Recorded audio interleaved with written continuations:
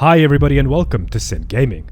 Well, it is finally here. I have finally decided and went through with my decision to open up a series that I wanted to start for quite some time now, as there are a plethora of mods being created that do not necessarily get enough recognition for whatever reason. It was actually quite fun searching for mods that are somewhat hidden gems on their own, as I've came across some really cool and unique creations that I myself was never aware of, and a lot of the times they were minor mods but quite exceptional in what they were changing. Some mods from this list have been discovered in my own time, while others suggested by the members of my Discord server, which you should join by the way if you want to become a part of a very helpful and a growing community. Nevertheless, welcome to a new Hidden Gems series, a series where together we will scour the Nexus for those concealed mods that deserve more recognition and give them a proper spotlight. With that out of the way, let's dive right into it. We'll start off by moving to the northeast side of Skyrim, a city of Winterhold and an area ravaged by the Sea of Ghosts and a great collapse, College of Winterhold. Now, which College of Winterhold overhaul do you prefer? Is it the immersive College of Winterhold or perhaps Obscure's College of Winterhold?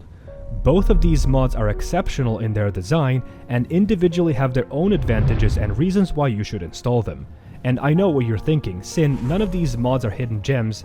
They have been in the scene for quite some time and are the most popular choices for College Overhaul. And you would be absolutely right, which is where the ultimate College of Winterhold comes into the mix. This project that turned out to be quite a challenging endeavor for the mod author has finally been released in the beginning of 2021 and at the point of making this video has only 3,000 downloads. What this mod does is taking both of the aforementioned overhauls, merges them together, and in the process creates one of the most amazing college overhauls I have ever seen in the game. The mod was designed by choosing one of the two overhauls as a base for each room in the college itself, then adding certain features of the other mod to that same room.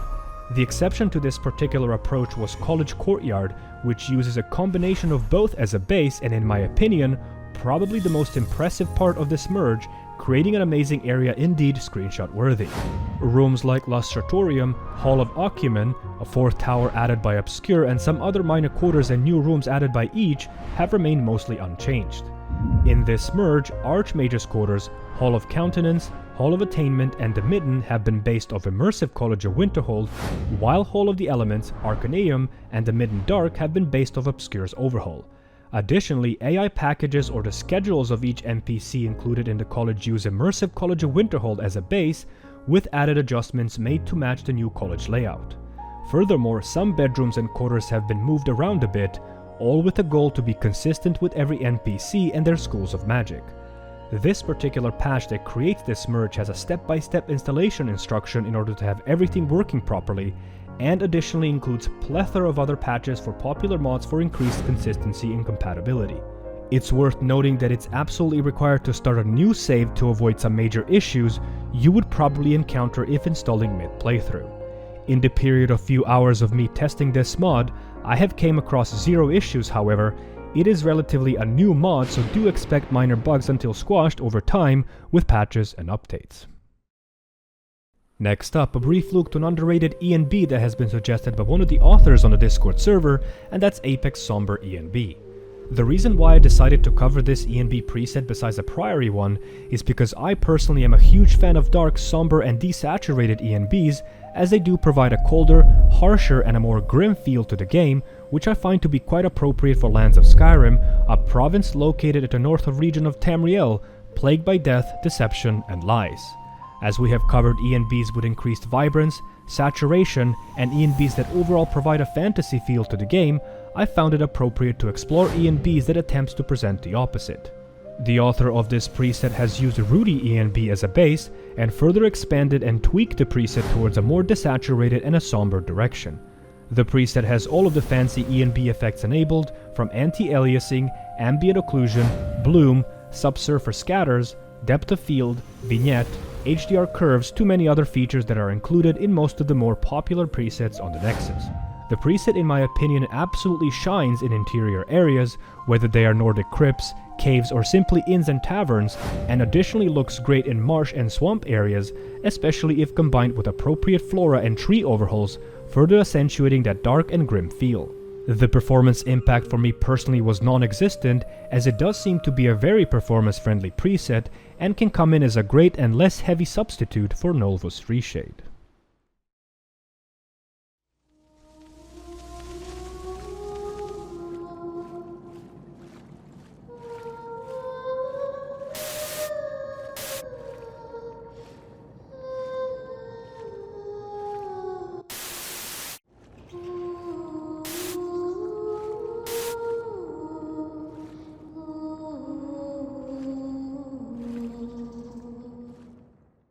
In the past 20 or so created videos on the channel, I have yet to cover a single quest mod since I rarely include these in my load orders. However, let's go ahead and change that with this new series, and the mod that we will include is greatly complemented by the ENB previously covered. This mod was suggested by Heavyburns, a fellow creator that you should check out, as this lad has been a tremendous help for the growth of this channel and provides high production value Skyrim videos definitely worth your time.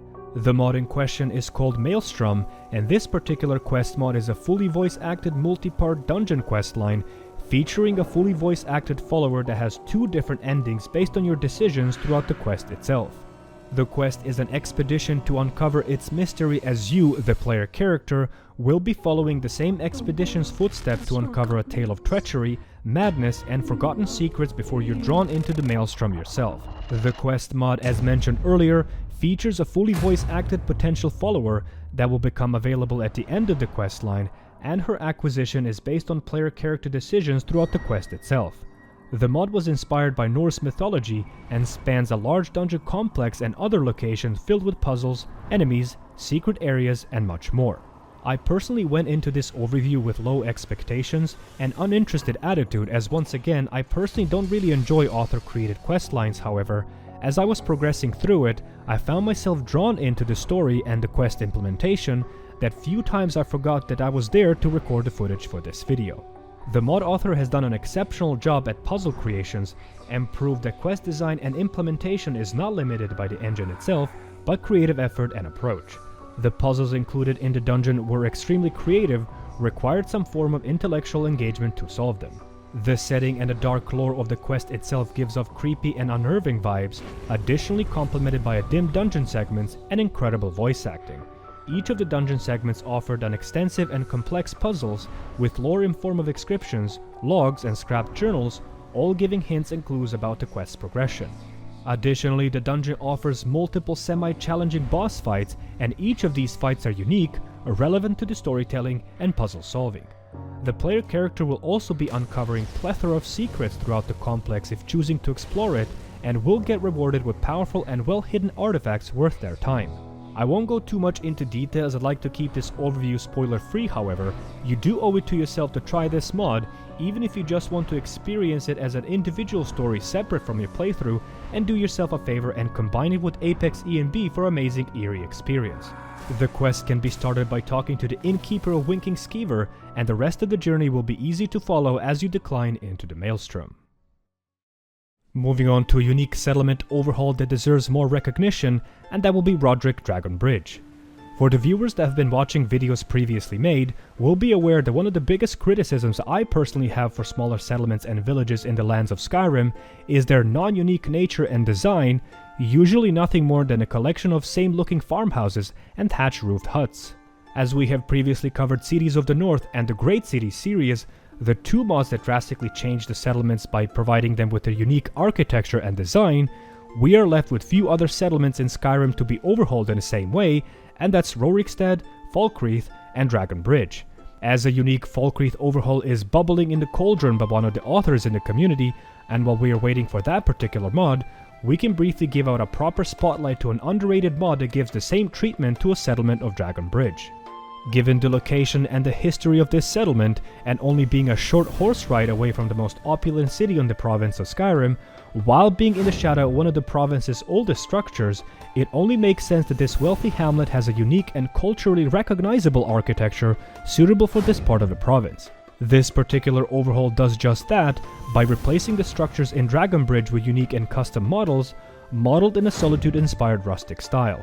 Each building within the settlement has its interior and exterior reshaped in detail to match the author's vision of the settlement. Additionally, the author has added few extras in this overhaul, such as a custom signpost on the road to Solitude, which adds to that unique feel to its settlement's exterior. The overhaul has been properly and fully nav-meshed, and its full functionality of standard events have been kept, while additionally adding some extra scattered literature to be discovered and studied. The overhaul does not add new buildings, nor does it include expansion elements, but overhauls existing buildings to contain the vanilla layout and improve its visuals. The mod installation is fairly simple, recommended to be performed with a mod manager of your choice, and the author has included two different versions, one being Parallax version and one being without. As usual, Parallax version does require Parallax shader fix to be utilized properly, and for increased consistency, generating LODs with DynDoLOD is recommended. Finally, as is the case with all of the city overhauls, it is recommended to install this mod on a brand new save to avoid some inconsistencies and misplaced objects. Moving on for a brief look at the mod, my road signs are beautiful. As the name suggests, this mod completely retextures road signs with high quality illustrations for all cities and does so in a very creative and visually pleasing manner. As we currently do have multiple mods doing the same, as the other competitors would be rallies, CCs, skyline road signs, and some other less popular ones, it will come down to a personal preference which one to pick out. These road signs are further improved in their uniqueness by also adding a subtle yet a tasteful two-dimensional images next to their respective town names, and I personally quite like the addition.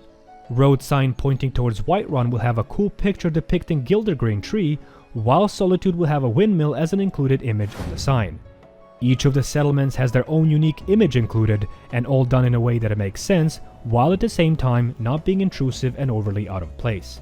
The textures available for download go from 1K all the way up to 4K, and the author has included files for multiple of languages as well. Next up, we'll check out one of my favorite retextures that have been released in 2021, and that's the mod Multilayer Parallax Soul Gems, Azura Star, and Realm. This mod is a complete retexture for Soul Gems, Azura Star Artifact, her Realm and a statue, Ideal Master Crystals, Soul Gem holders, and a few extras. The mod has incredibly extensive customization by offering 28 options available to choose from, all providing different colors and variations. Furthermore, unique gems found throughout the game such as Valandria's, Malin's, Arniel's, and the Soul Essence gems have been additionally included. And lastly, an optional higher poly Azura statue and a plugin that increases its size by 2 or even 3 has been added as well. The soul gems glow with a subtle pulsating effect mostly noticeable on dark gems, and it also transitions from purple to blue and have an animated effect as well. As mentioned earlier, included options have a variety of different colors offered, from blue, purple, red, pink, to an even multicolor variants. The mod has full support for ENB Lite, GIST, and immersive sound compendium, and even has filed to have Azura Star be compatible with all geared up derivative as well. Lastly, Azura's Realm also comes with the high quality textures on their own, and they are indeed supreme. Is the 2 GB size of this mod worth for a realm you'll visit once in your playthrough? Absolutely. Textures included, as was the case with the previous mod, go from 1K all the way up to 4K for those with beefy GPUs. And lastly, a quick look at the armory for underrated mods, and I decided to go with Dragon Priest Staff Replacer. Simply put, and as the name suggests, this mod adds and replaces Dragon Priest destruction staves with custom meshes and textures inspired by a particular artist known for drawing concept art for Elder Scrolls. The meshes and textures have been built from scratch, and as they are simple replacers, do not have an accompanied plugin, saving you a precious slot. The staff looks very interesting and quite rustic, as it does give off a Nordic vibe with its curved design, included orb at the bottom of the staff, and a head of the staff itself reminds me of a Nordic ruin statue that is frequently found in Nordic crypts themselves. The texture quality is very good, but the biggest strength of this staff is definitely its mesh and design. It's really simple as that, and the mod author does include optional files with lower resolution textures for those with weaker rigs. And with that, we'll be closing our first Hidden Gems episode, and please let me know if you want to see more in the future, as I do read your comments and feedback, and I'm quite happy to provide the content that is popular as long as our interests collide. As always, please make sure to support the authors by endorsing their mods, especially these, as the main focus was that the mods presented today deserve more recognition. Join my Discord and follow me on Twitter if you want to keep up to date with the video production, community created events, and early insight in some work in progress mods. Thank you so much for watching, and I'll see you next time.